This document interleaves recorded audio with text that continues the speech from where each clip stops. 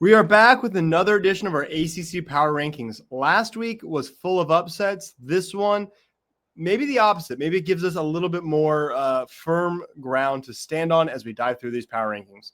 And so we'll dive right in and we look at the bottom. And I have this all as one tier, but really these bottom two teams almost could be their own tier. North Carolina, just non-competitive now in 3 games against Power 4 opponents. Clemson comes into Chapel Hill, scores their first offensive play, 75-yard double pass, wide receiver to wide receiver. North Carolina mounts one competent offensive drive, a 58-yard field goal drive. Seems like maybe this can be competitive. After that, they are just abysmal, even worse on defense than on offense. Guys wide open, cannot make tackles. They looked really, really bad. And we'll talk about Clemson a little bit. Clemson did look good. Seems like Clemson did legitimately play better. But this team is just abysmal. Probably the worst ACC team since 2018 Louisville. So really, really bad. Boston College, really only marginally better. They went to Pitt, so at least it was on the road. But they were down 45-0 in the fourth quarter to a freshman quarterback for Pitt. A little bit of an excuse in that they didn't realize who was starting at QB for Pittsburgh, but not a good one. Not a good reason to get blown out by a Pitt team that lost to West Virginia. Virginia Tech, just a week ago, we had them jumped all the way up to like 8th in these power rankings because they went to Raleigh and won. And now maybe we're realizing that's more a commentary on the inconsistency and maybe limited upside of NC State than it is on Virginia Tech. They're at home against Wake, and they cannot beat Wake Forest. So they drop below Wake Forest all the way down to 15 for Virginia Tech. Stanford had off. Wake played in the middle of the night and lost to Duke, which is no surprise because Duke is just a team that beats teams they're better than, doesn't have letdowns, and Cal is a little up and down, but also for Cal, their win at BC seemed pretty impressive, now less impressive. And then Wake Forest, the aforementioned win at Virginia Tech. Wake I was really down on before the year. New coach Jake Dickard seems to have them. I don't know that they're the most talented team in the world, but they're at least trending in the right way. So good for Wake Forest there. Above them, I have Syracuse. So I have Syracuse fairly low for a team that did go into Death Valley not too long ago and blow out Clemson. But they lost quarterback Steve Angeli, who at the time was towards the top in passing yards. So without their quarterback, they've looked pretty bad. I also feel like Clemson played their worst game. Syracuse peaked. That's what Syracuse, and in any year where they play Clemson, they play their best game against Clemson and then collapse. That seems like the case. I was really down on Syracuse as one of the bottom 4 teams of the ACC entering the year. Might not be long before they find themselves back there. But for now, I have them at 11. NC State just played Campbell. They blew them out. I'm not going to drop them too far. But I think that loss to Virginia Tech is looking pretty ugly. Pitt, I mentioned against Boston College. Hey, for Pitt, that's a really great win. They switched quarterbacks, benched Eli Holstein, started a true freshman, and it really worked out. I'll attempt his name here in a second, but they threw the ball all over them. They were up 31-0 at halftime, and it was pretty much garbage time from that point forward. Freshman QB Mason Hensel threw for over 300 yards. Let's see, it was 359 with 4 touchdowns, no picks. Pretty impressive. Again, true freshman. This is a program where I thought, and this I should back up, for NC State and Pittsburgh, I wrote that prior to this year, 2 long tenured head coaches with Dave Doran at NC State and Pat Narduzzi at Pittsburgh, they've done good things there, but it's been a little while now. You got to start producing, and NC State is not. We'll have some interesting questions about Doran after this year. Pat Narduzzi wasn't either. Maybe they've now turned the corner. They've got a really brutal finish to the year with Notre Dame, Miami, and a couple others really tough to finish. What about right now? They're going to go play Florida State, but they should win 2 of 4, but can they win 3 of 4, make this a decent year, get to a bowl, win 7 games, 6 games, something like that, make it not a lost season? If they're like a 5 or 6 win team, 5-win team, I think they maybe program change. If it's a 7-win team, probably not. If 6, I don't know, but some big games for Pitt upcoming. Clemson, I have a separate video, so don't forget to like and subscribe. And if you have the option, if you can, hype this video. It's a new feature on YouTube, would really help. I'd really appreciate it. So I have another Clemson where I deep dive into another video where I deep dive into Clemson. So I'll keep it short here, but UNC is bad, but 22 for 24 from Cade Klubnik is good against anybody. So you got to give him credit. Wide receivers looked good. The tackles, that's Blake Miller on the right, Tristan Lee on the left, and even Braden Jacobs coming off the bench, true freshman, all looked good.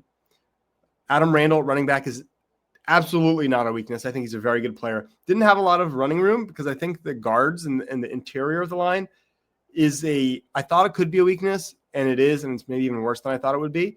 So that is still a weakness. I don't think this Clemson team has just flipped a switch and is now the national championship kind of team that we expected. I think it's a little bit more like Penn State, where they just happen to have their tougher games earlier than Penn State.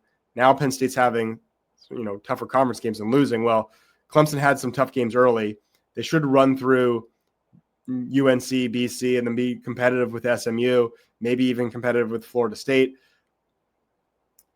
I think, you bring back a lot of guys, but bringing them back doesn't guarantee progress, right? So I think Clemson overall, though, looked like they have taken a step. Their spirit wasn't broken. They haven't quit. Only one guy on the team, Shelton Lewis, literally quit, when honestly, it's not crazy for players nowadays after 4 games.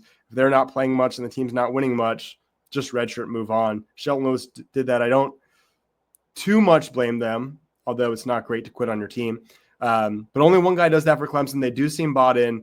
Thought on defense, TJ Parker looked way better. That's huge for them. Didn't have any sacks, but hurried the quarterback. So Clemson, I do think, even against very bad competition, took a step. Above them, and I still have them above them, is Louisville. Louisville is still above Clemson. They haven't looked great all year, but only 1 loss. Clemson's got 3. Have a hard time putting Louisville below them for that reason, but they've kind of looked shaky.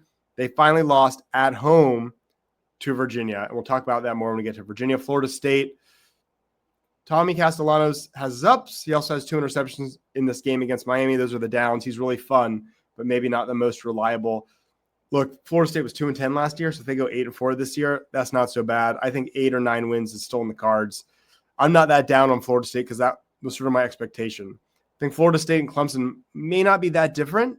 Obviously, Florida State runs the ball a heck of a lot better. Clemson maybe passes it a little bit better, but Florida State had the expectation of going 8-4 after an abysmal year. Clemson had the expectation of competing for a national championship after being competitive in a playoff game against Texas.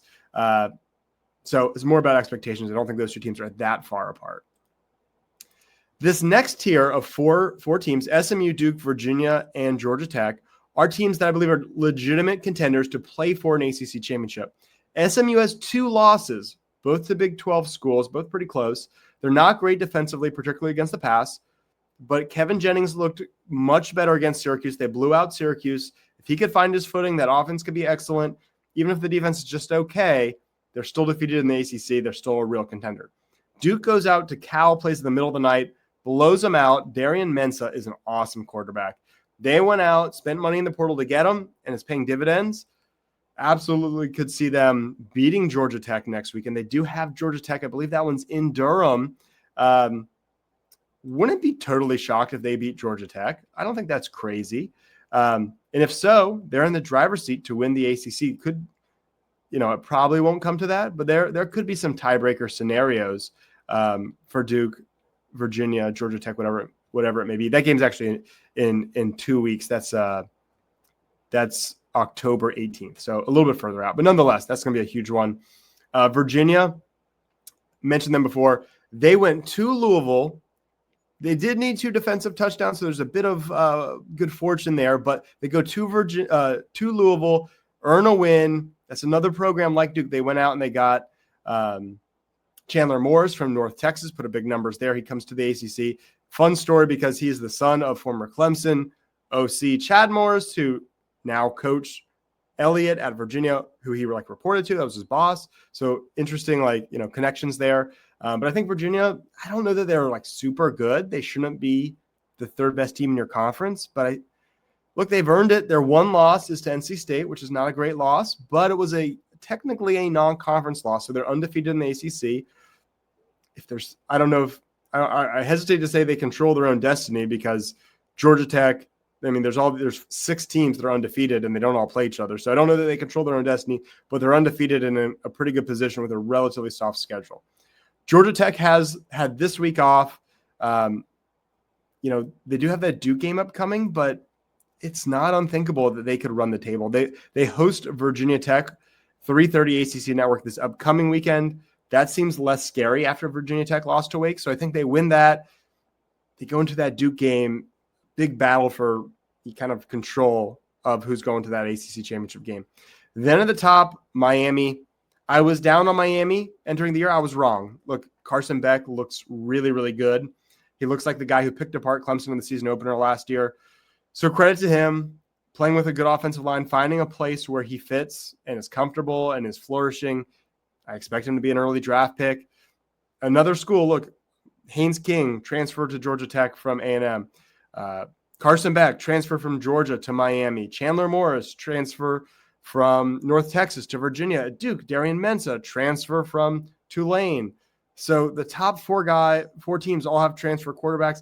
At number 6 and number 7, Castellanos and Ma. So 6 of the top 7 teams in the ACC have transfer quarterbacks.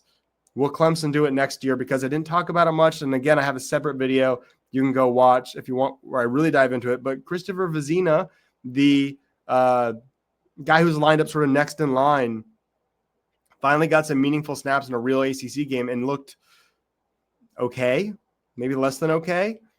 I don't know that, I'm not seeing practice, but from 3 spring games and then half a game against UNC, he's looked okay in 1 spring game and either bad in those 2 prior spring games or slightly below average in this game. So not a lot of confidence from what we've seen. Again, I'm not at practice, but is Clemson going to join the ranks of Miami, Georgia Tech, Virginia, Duke, SMU, Louisville in going out and using the portal to get a big-time quarterback that helps them a lot? I don't know, and that'll make for an interesting offseason for Clemson. But these are the rankings as I have them for now. I think we've settled in a little bit with Miami being the class of the conference. I think they really proved that this week with a, if not dominant, a resounding win at Florida State. So they've really cemented themselves there. North Carolina, Boston College, probably Virginia Tech have sort of cemented themselves at the bottom. A little bit more fluid in between, but we're settling in here as we're well into the season. Let me know what you think. Don't forget to like this video. Don't forget to hype it if you have that option. And don't forget to subscribe. I appreciate you. Thank you to our sponsor, Ready Vets. If you live in the upstate and have a dog or cat that needs immediate care, Ready Vets is the place to go. If you enjoyed this, please like and subscribe.